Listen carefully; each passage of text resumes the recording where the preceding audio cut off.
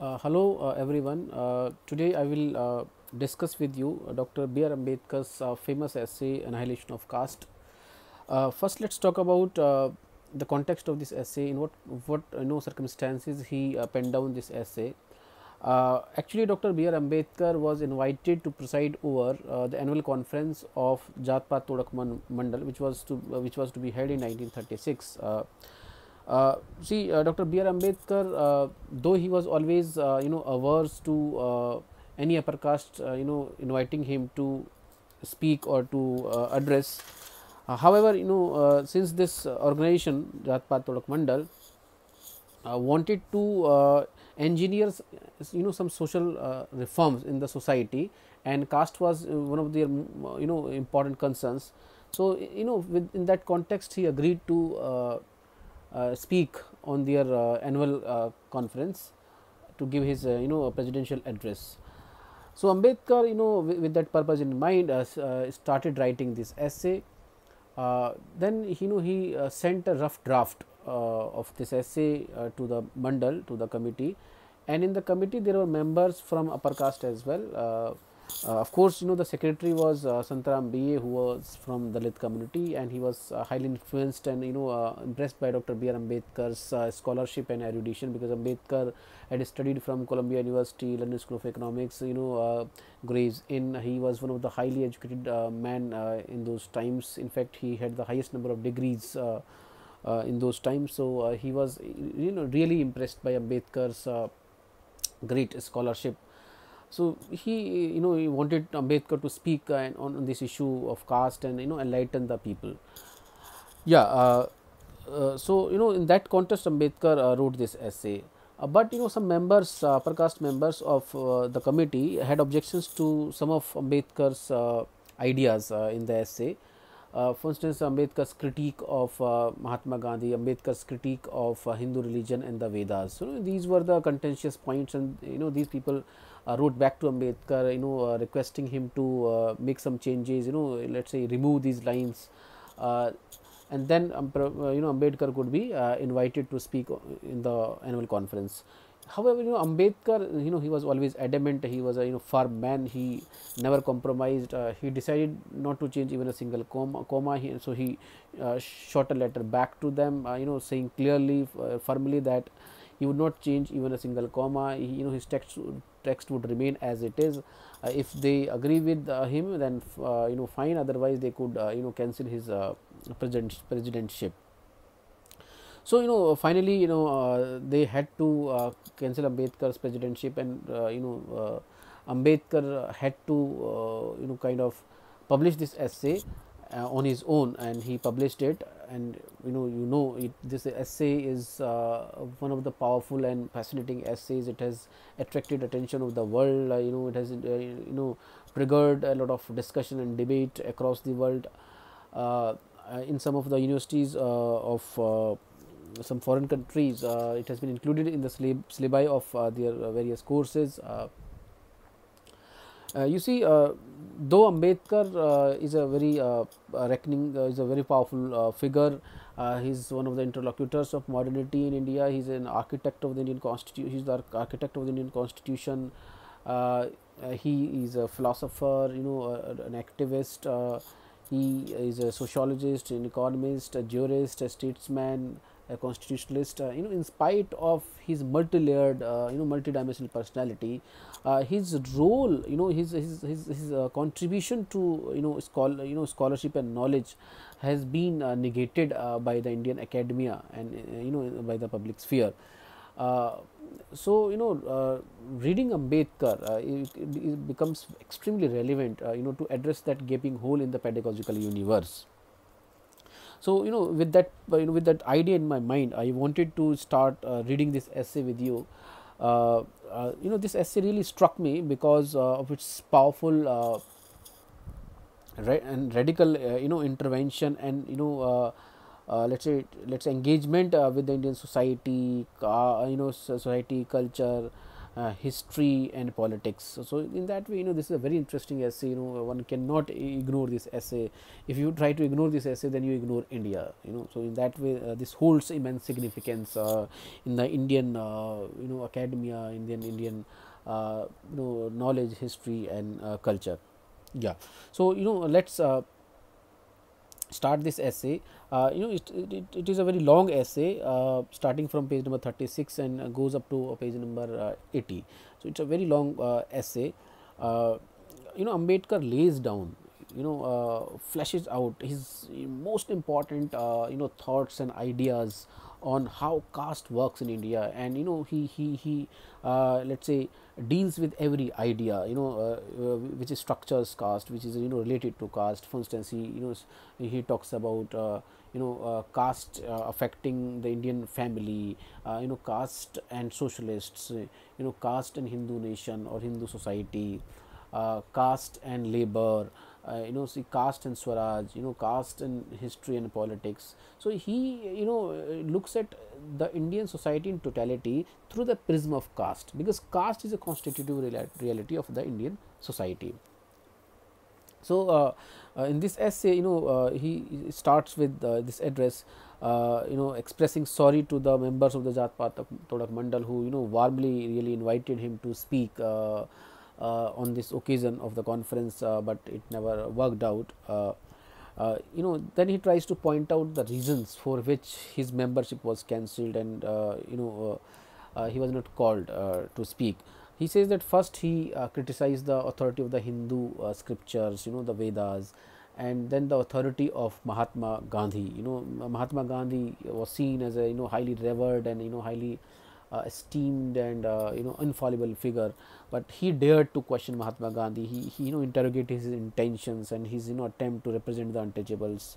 So these were the reasons for which Ambedkar was put under scanner by the members of the Mandal.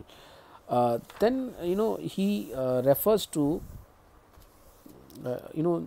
Ramdas, a Brahmin saint from Maharashtra, who is alleged to have inspired Shivaji to establish a Hindu Raj. So his reference is to Ramdas, a historical figure. On page number 37, he clearly says it. And Ramdas says, I am quoting Ambedkar here, that this is the shastric injunction that a person none other than a Brahmin can act as a guru. Only the Brahmins have the privilege, have the right to function as gurus, as teachers. So Ambedkar points out this and says that it was really courageous on the part of the members of the Jat Pat Todak Mandal that they dared to invite him, though he's a Dalit and an untouchable, not from the Brahmin community, but they kind of invited him to speak. So it was indeed a daring and courageous act on their part, and Ambedkar appreciates it. And he tries to justify why he agreed to their invitation. He says that since their main concern was social reform, and he wanted to aid in that attempt to reform Hindu society by addressing the main problems, by attacking the main contradictions in the Hindu society, and caste is the primary contradiction in the Hindu society. So that's how he starts his essay.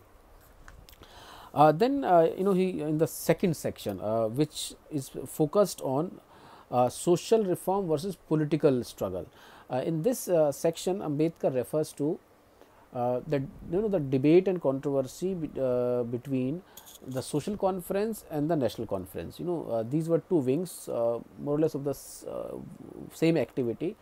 The social conference was primarily established to address the weaknesses in the social organization, the evils in the Hindu society, and the political weaknesses were addressed by the other organization, the national Congress. So they had clearly divided their works.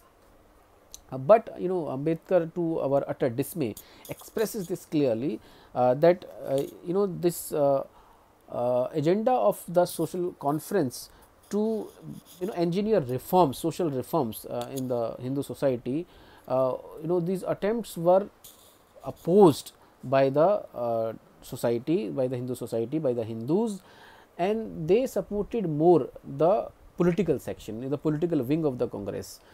Most of the people went ahead with the Congress, and at last what happened was that there was a raging controversy, heated bitter debate between these two wings, and ultimately, because of the lack of support and hostility from the other members of the Hindu society, the national conference entered into oblivion, and it completely vanished from the scene. So it met with a very let's say sad fate. That's what Ambedkar says, that in this society, in this country, it is very difficult to carve out and go for social reforms. It was very easy to kind of talk about political reforms, political struggle, the political independence from the British rule. Everybody was in for it, and there was a larger kind of consensus, public consensus regarding this. Then he goes further, and on page number 39, he refers to the brutal character of caste, how caste was a brutal system. Here he alludes to the Peshwa rule in Maharashtra. He clearly enunciates that under the Peshwa rule, caste expressed its most and brutal and oppressive character, because the untouchables were forced to live like slaves. He refers to it that the untouchable was required to wear a black thread either on the wrist or on the neck, so that he or she could be easily recognized by the caste Hindus. And in Pune, the capital of the Peshwas, it was much more worse. It was frightening and horrifying the way the untouchables were treated. In Pune, the capital of the Peshwa, I am reading out from the essay, the untouchable was required to carry and strung from his waist a broom to sway away from behind the dust he treaded on, lest a Hindu walking on the same should be polluted. In Pune, the untouchable was required to carry an earthen pot hung in his neck wherever he went, for holding his spit, lest his spit falling on the earth should pollute a Hindu who might unknowingly happen to tread on it. Let me take more recent facts. So he tries to here through empirical examples prove that caste was implemented in its most brutal form under the Peshwa rule. So there is no let's say ground to justify the Peshwa rule as far as the caste rules were concerned in those times. Then he refers to a report which was published in the Times of India of 4th January 1928, and it was again about the caste rules, and here he refers to Central India. In Central India, there is a community that he refers to, the Balais, a Dalit community.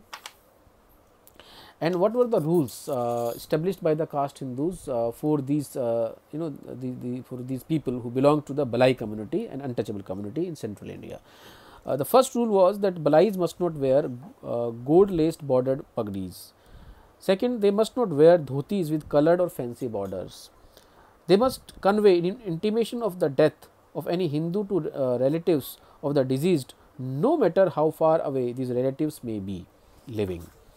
Fourth, in all Hindu marriages, Balais must play music before the processions and during the marriage. Balai women must not wear gold or silver ornaments. They must not wear fancy gowns or jackets.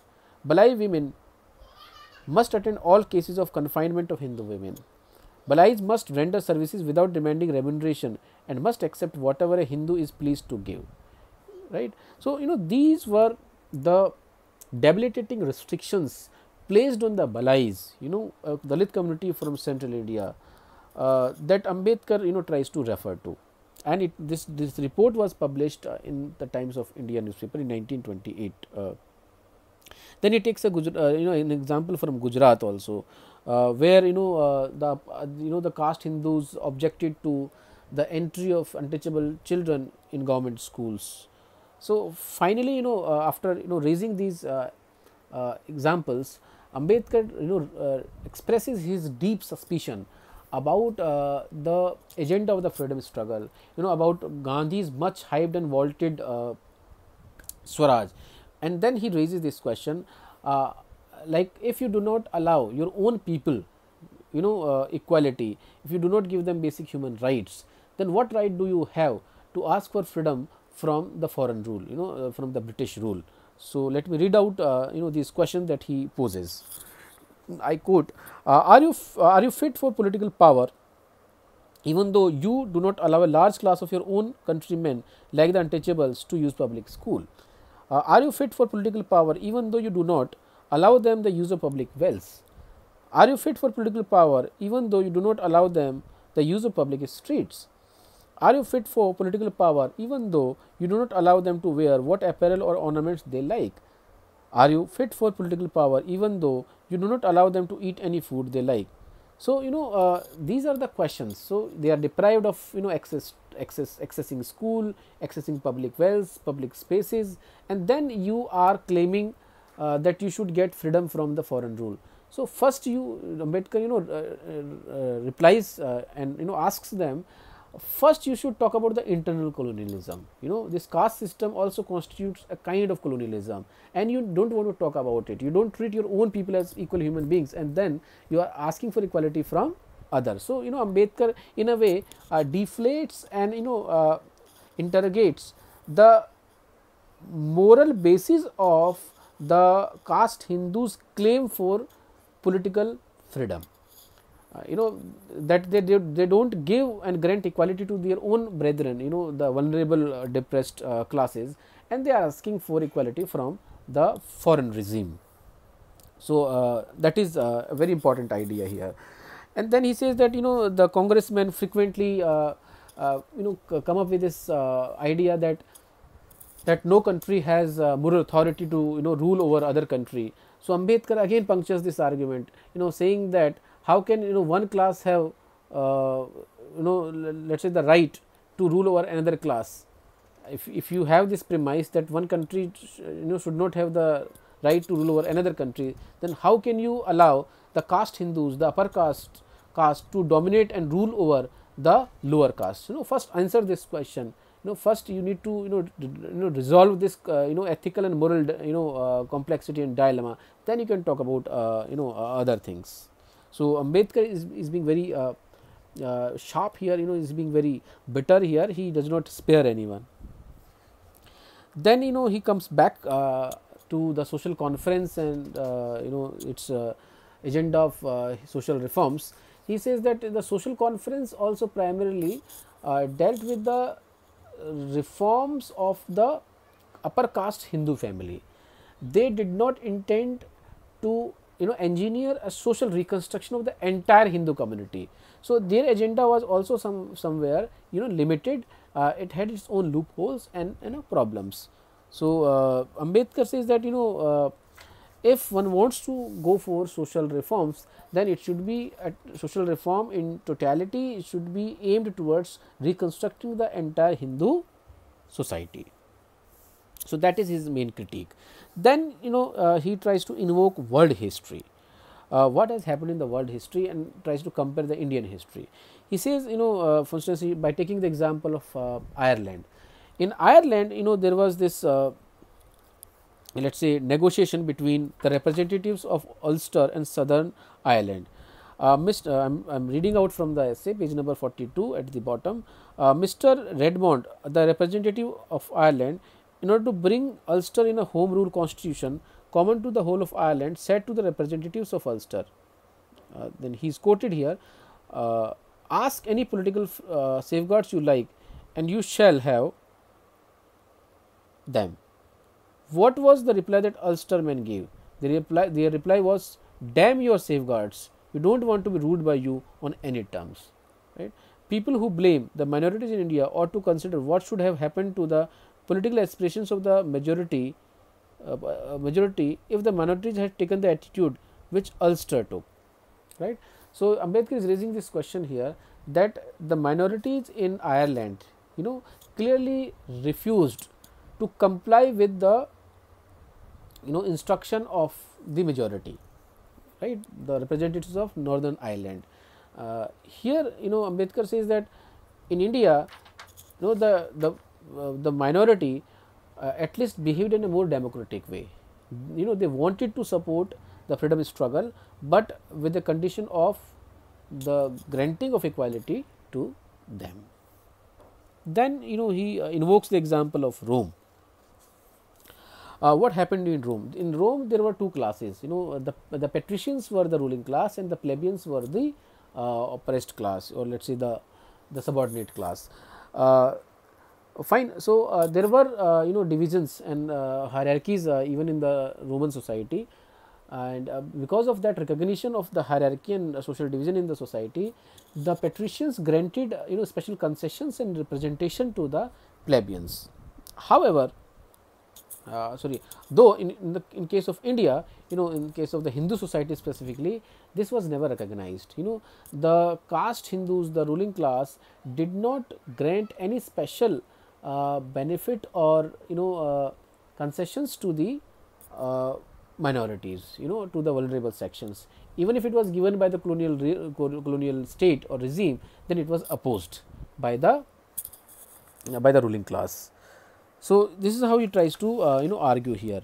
So he says that if we want to really liberate India in the real and substantive sense, then simultaneously we should have the social reform agenda also, along with the political independence struggle. That was Ambedkar's proposition, but this proposition was never really paid heed to. To corroborate his argument, he takes examples from Indian history. First, he takes the example of Chandragupta. How was Chandragupta able to become a ruler? It was, according to Ambedkar, it was possible because of the revolution, the social revolution that was engineered and started by Gautam Buddha. Because of Buddha's revolutionary reconstruction of the society, Chandragupta Maurya could emerge as a ruler. It was easy for him to start a political revolution because the viable conditions were available. In Maharashtra, Shivaji was able to become a ruler because the social reform, or let's say the social revolution, had already taken place. Because of the efforts of the saints of Maharashtra. So he gives these two examples to prove that it is important for every country to first work on the social revolution, and it will automatically result in, and if not automatically, then it will be very easy to kind of start the political revolution. So that is Ambedkar's main proposition here. Then in section 3, which is very important, Ambedkar here alludes to the socialists, and he points out their contradictions, their fallacies. Socialists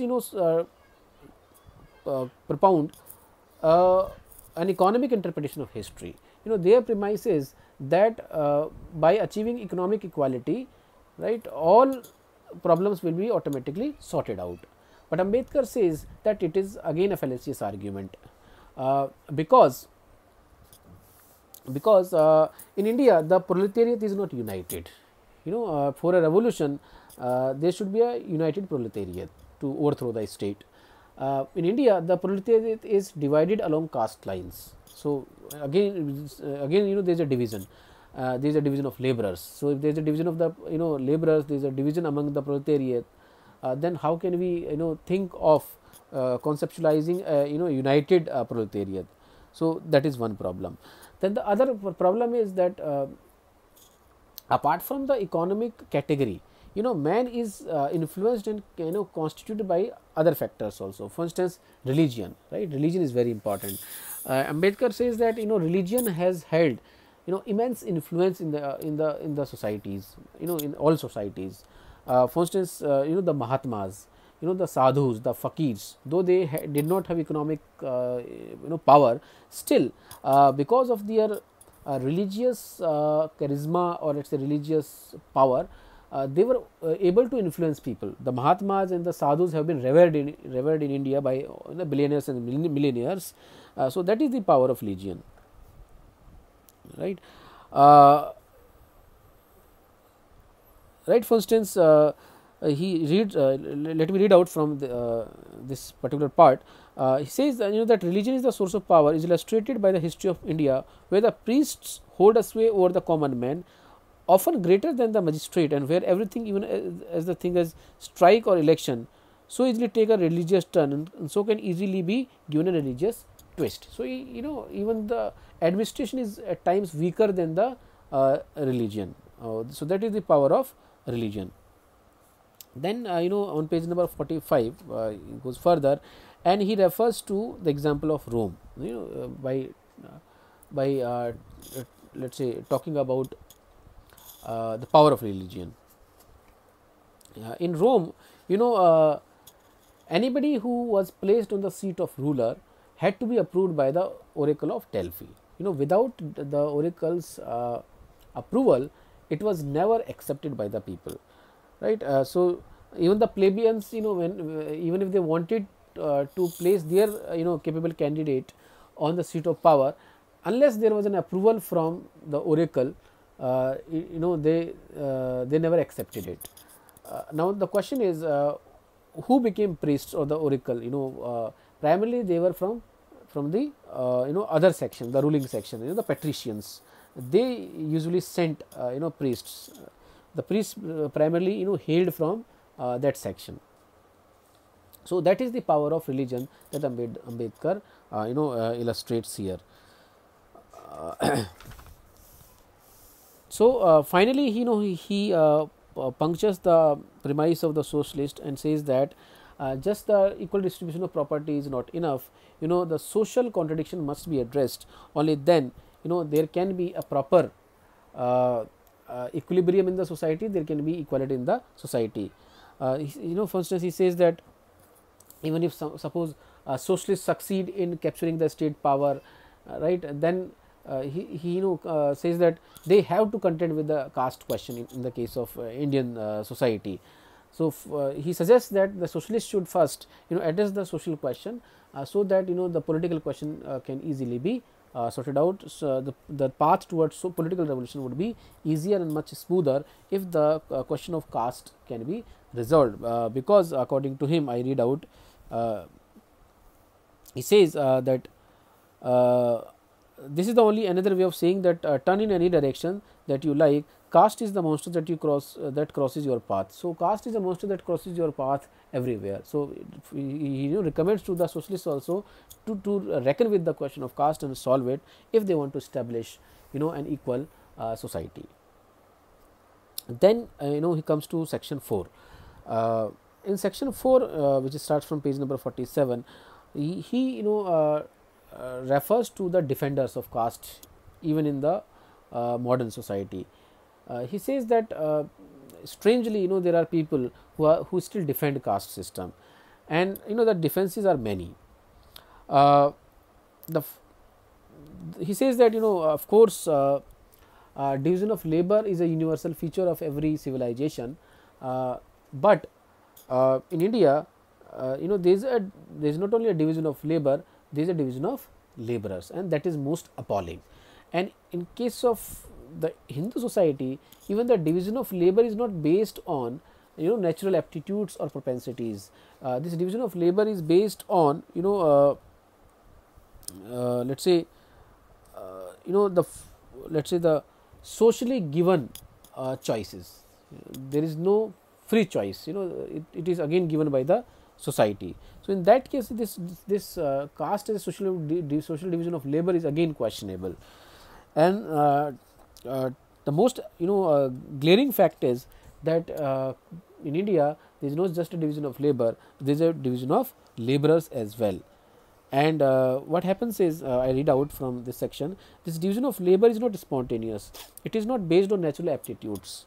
Social and individual efficiency requires us to develop the capacity of an individual to the point of competency to choose and to make his own career. He says that because this caste system does not allow people to choose their career freely, so it affects their competency and capability, and because of that, these people are not able to put their best foot forward, they cannot really utilize their best potential, and that harms the economy, economic organization, and economic efficiency of the people. Then in the section 5, B.R. Ambedkar tries to discuss the biological trench in defense of the caste system. How various scholars and people have marshaled scientific or biological frames to defend caste. First was the racial frame. People who defend caste, they say that caste was invented to maintain the purity of race and blood. Fine. Here Ambedkar demolishes this argument by referring to a scientific argument, a scientific theory of ethnologists. This ethnologists say that this purity of race or blood is a myth. It's a construct. All over the world, universally, there is a mixture of castes and races. This purity has never existed. So Ambedkar says that hybridity is the reality. There is no purity that has ever existed. Then to substantiate his argument, he refers to a very powerful premise, or let's say theoretical argument in D.R. Bhandarkar's popular essay, Foreign Elements in the Hindu Society, that he quotes from this paper.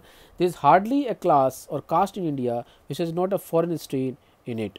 There is an admixture of alien blood, not only among the warrior classes but also among the Brahmins, who are under the happy delusion that they are free from all foreign elements. So by using this argument of D.R. Bhandarkar from his paper Foreign Elements in Hindu Population, B.R. Ambedkar debunks this argument of invention of caste to preserve racial and blood purity.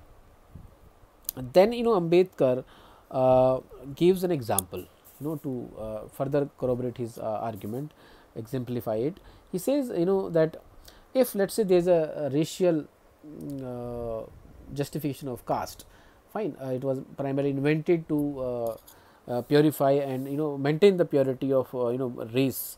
Then he asks this question: where is the racial affinity between the Brahmin of Punjab and the Brahmin of Madras? Both of them do not connect to each other, at least in terms of race. There is no racial connect, there is no racial bonding. In fact, they don't see each other as from the same kind of caste. So that is a big problem. Then he talks about the untouchable of Bengal and the untouchable of Madras. Where is the racial affinity between the two untouchables? There is no racial affinity. So he here he demolishes this argument of the fact that caste was invented to maintain the purity of blood and race. Then he addresses another nonsense that was invented by some people, that caste system had eugenic origin. It was invented, let's say established to maintain the purity of blood, to improve blood, and to improve racial stock. So that's how people argue. But Ambedkar again rebuts it, saying that if that is true, then what is the logic of hierarchy among the subcastes? Why there are divisions among the subcastes? So that's where he tries to interrogate this premise of caste having eugenic origin. Then second second important contradiction, let's agree, Ambedkar says that let's agree that fine, this intercaste marriages were prevented so that the purity of blood could be preserved, and they intended to improve the race. But what was the purpose of introducing restriction on interdining? How does this restriction on interdining help in purifying the race and improving the race? Where is the logic for that? What is the logic? So nobody is able to kind of reply to Ambedkar what is the logic. So this is how debunks this argument. Then more alarmingly and stunningly, Ambedkar then says, if let us say caste was invented with the purpose of improving the racial stock, then where are the results? What are the where are the advantages? If you look at the the features of the people in India, the Hindu, if you look at the features of Hindu population, he says, I am quoting from page number 50. Physically speaking, the Hindus are a C3 people. They are a race of pygmies and dwarfs, stunted in stature and wanting in stamina. It is a nation. It is a nation 9/10 of which is declared to be unfit for military service. This shows that the caste system does not embody the eugenics of modern scientists. It is a social system which embodies the arrogance and selfishness of perverse section of the Hindus who are superior enough in social status to set it in fashion and who had authority to force it on their inferiors. So, this is how he completely debunks this argument, and these people theoretically have to eat a humble pie because they are theoretically completely demolished. So the point here to underline is that caste system was, according to Ambedkar, invented by a perverse section, some cunning and shrewd people among the ruling class created the caste system to protect their privileges, and since they had religious and social influence and power, so they easily circulated, propagated, reproduced and imposed this idea on the masses. That is Ambedkar's conclusion here. Then Ambedkar talks about this economic, let us say, let me correct it. How has caste affected economic efficiency? Ambedkar clearly says that caste has not first improved the race. Second, in fact it has done more harm. It has disorganized and demoralized the Hindus. It has resulted in economic inefficiency.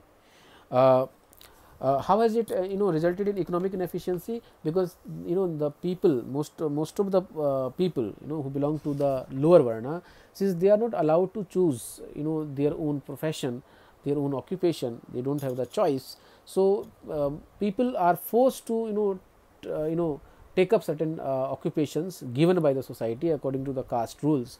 So they cannot utilize their potentiality in the best way. So it in that way leads to economic inefficiency. Then Ambedkar says that the idea of Hindu society is a myth. I read it out from page number 50.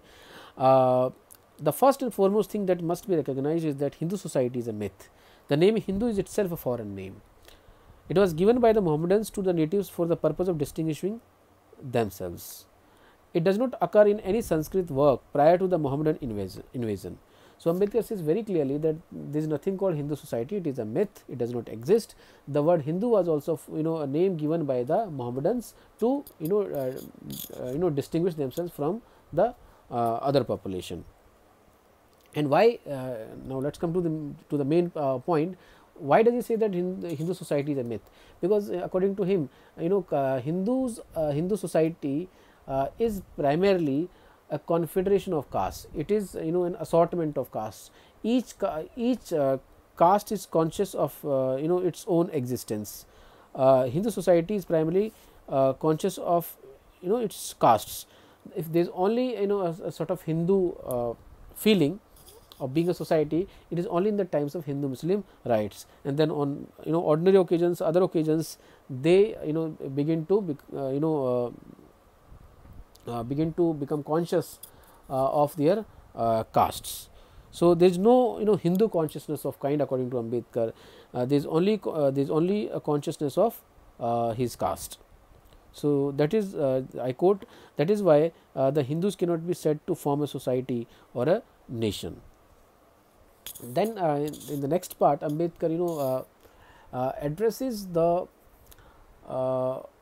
Hindus, the social reformers or the nationalists who said that Hindu society exists and Hindu society has been a nation from time immemorial.